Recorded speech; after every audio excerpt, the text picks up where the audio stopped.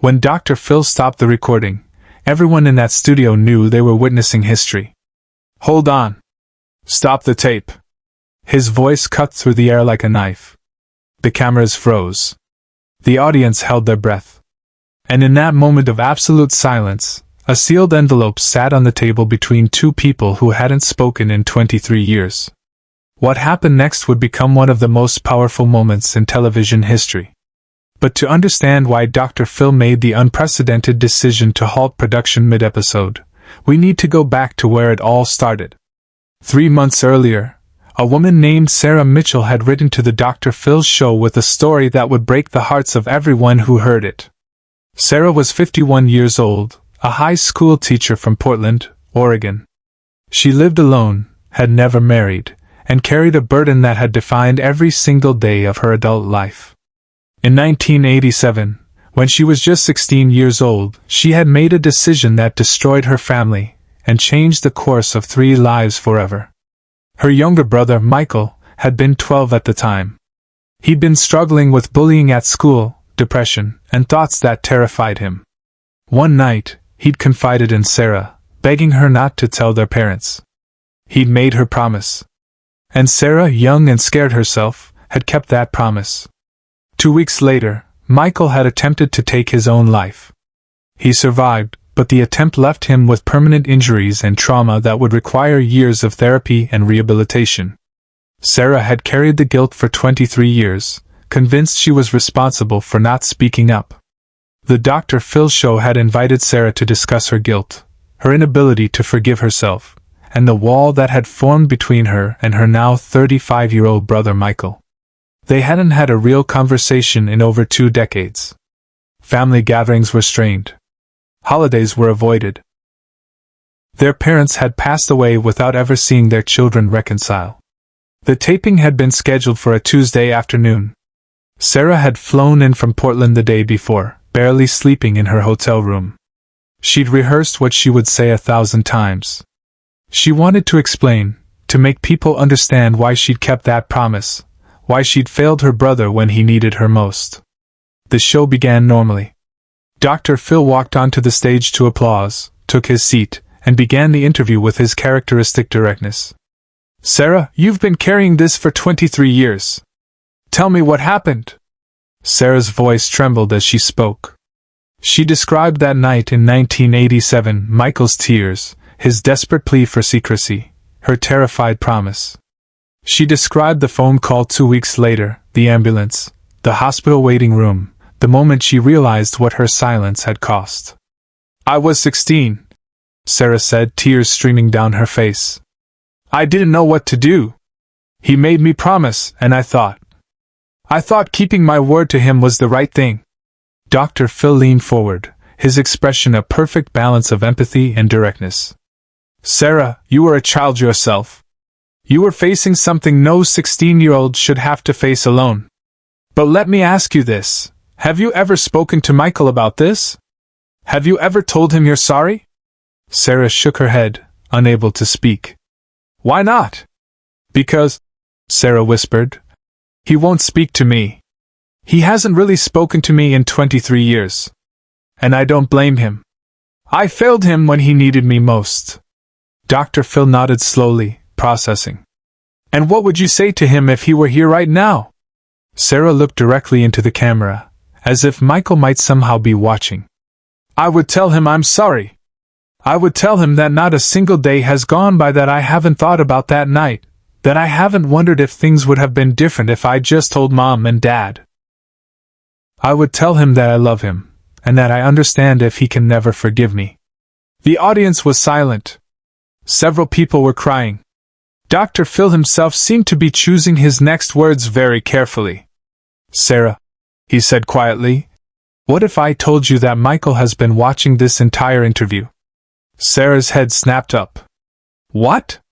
"What if I told you he's been backstage this entire time, and he asked specifically to be here today?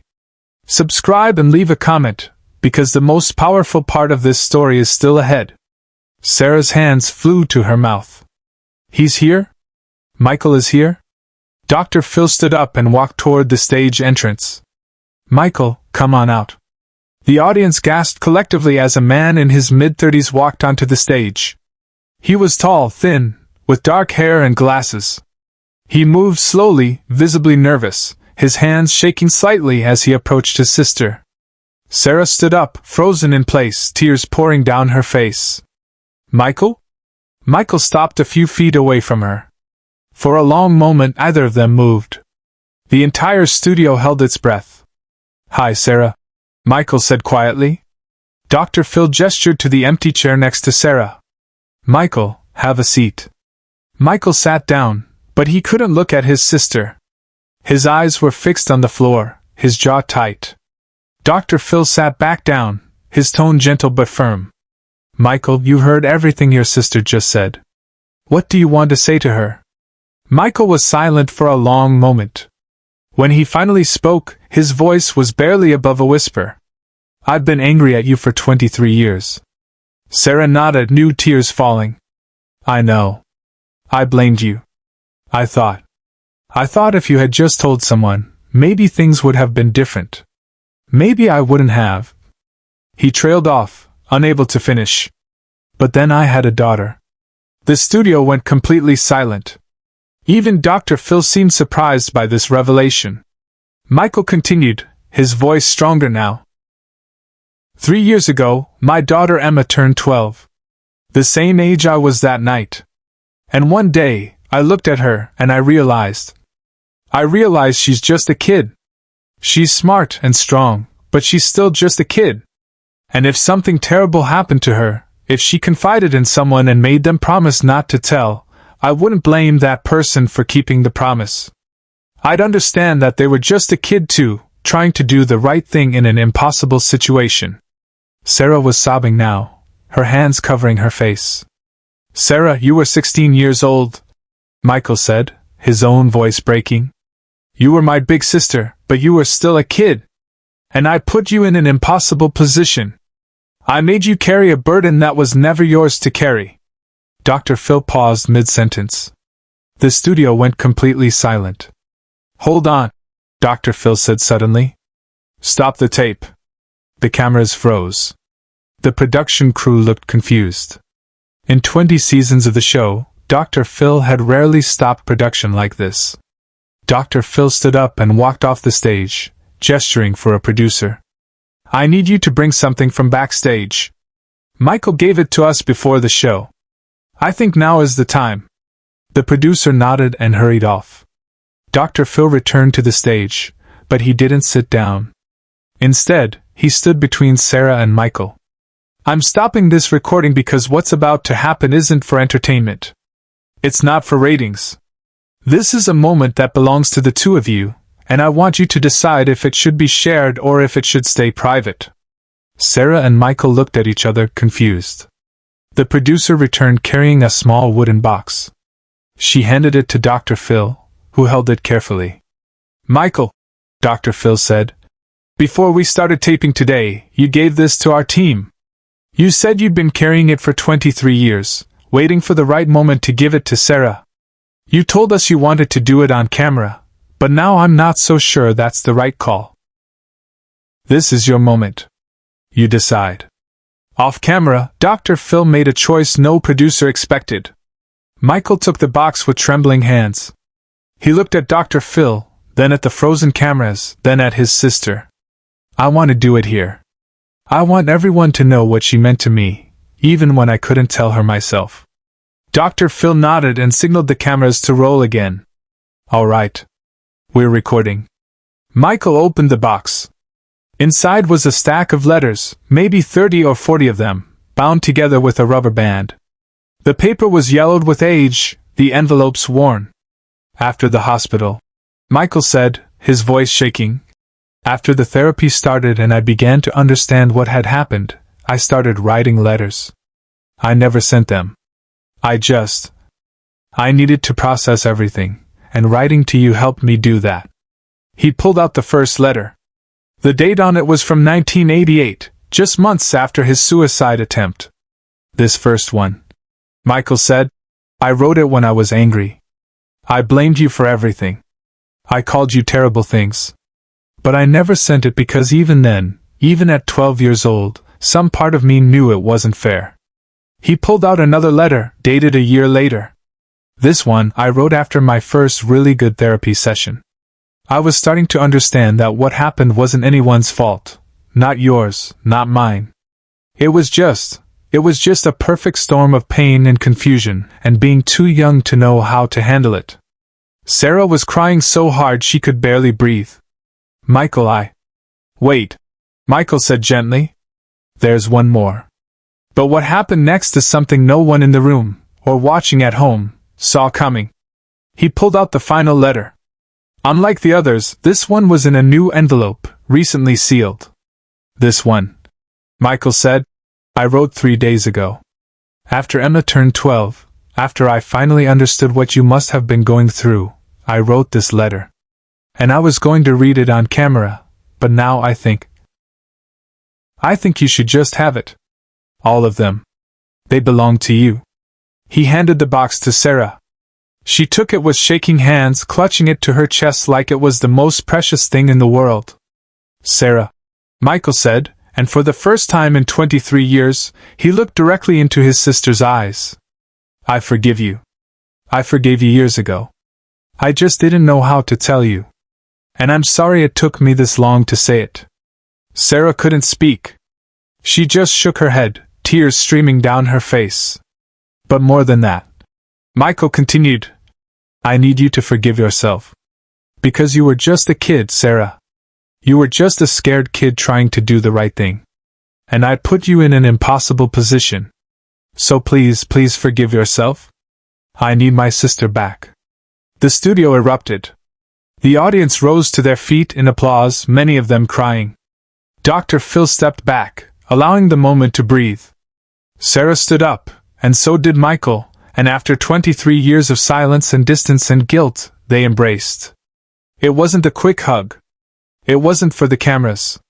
It was the kind of embrace that holds 23 years of pain and healing and love that never actually went away. Dr. Phil wiped his own eyes and waited until they separated before speaking. This, he said to the camera, this is why we do this show. Not for the drama, not for the ratings, but for moments like this. For the chance to help people find their way back to each other. He turned to Michael and Sarah. I'm going to give you two some private time backstage. Take as long as you need. When you're ready, we'll finish the taping, but only if you want to. This moment is yours. Share and subscribe. Make sure this story is never forgotten. After the cameras stopped for the day, after the audience had filed out and the lights had dimmed, Dr. Phil sat alone in his dressing room, holding a note that Michael had written to the production team. It read, Thank you for giving me the courage to do what I should have done 20 years ago. Some moments are worth waiting for. Dr. Phil had seen thousands of guests over the years. He mediated countless family conflicts, addressed addiction, trauma, abuse, and every form of human suffering imaginable. But this moment, watching two siblings find their way back to each other after decades of silence, reminded him why he'd started doing this work in the first place. The wooden box of letters sat on the table backstage, where Sarah had temporarily left it while she and Michael went to dinner together for the first time in over 2 decades. Dr. Phil had seen the final letter, the one Michael had written just days before. Michael had shown it to him before the taping. It was simple. Just 3 sentences. I don't blame you. I never really did. I just didn't know how to stop being hurt long enough to tell you. The impact of that episode would resonate far beyond the studio. When the episode aired 6 weeks later, the response was overwhelming. The show received over 50,000 messages from viewers who had been estranged from family members, many for decades. People who hadn't spoken to siblings, parents, children in years reached out, inspired by Sarah and Michael's courage. Dr. Phil's team set up a resource page specifically for family reconciliation, partnering with family therapists across the country to provide guidance for people trying to rebuild broken relationships. 3 months after the episode aired, Sarah sent Dr. Phil a photo. It showed her, Michael, and Michael's daughter Emma at a park, all 3 of them smiling. On the back, Sarah had written, She calls me Aunt Sarah now. Thank you for giving me my family back. Dr. Phil kept that photo on his desk, a reminder that sometimes the most powerful thing you can do is simply create space for people to say what they've needed to say for years.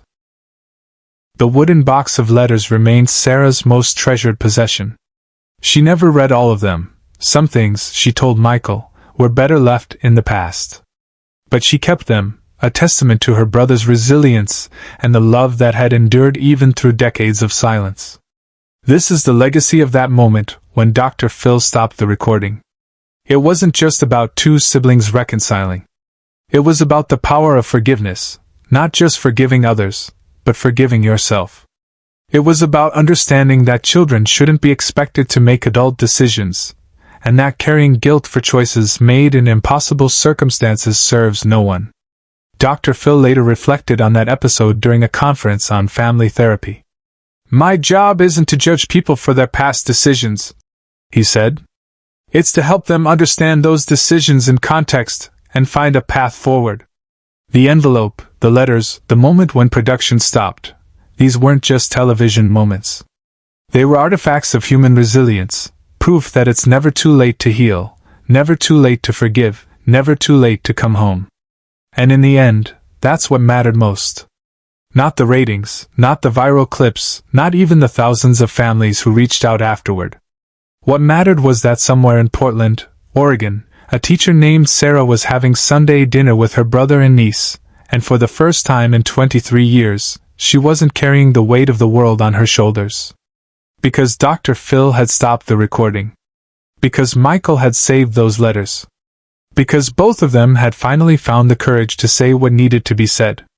Sometimes history happens in the space between words, in the silence before forgiveness, in the moment when someone finally says, "I'm sorry," and someone else finally says, "I know." That's the moment Dr. Phil stopped everything to witness. And that's the moment that changed everything.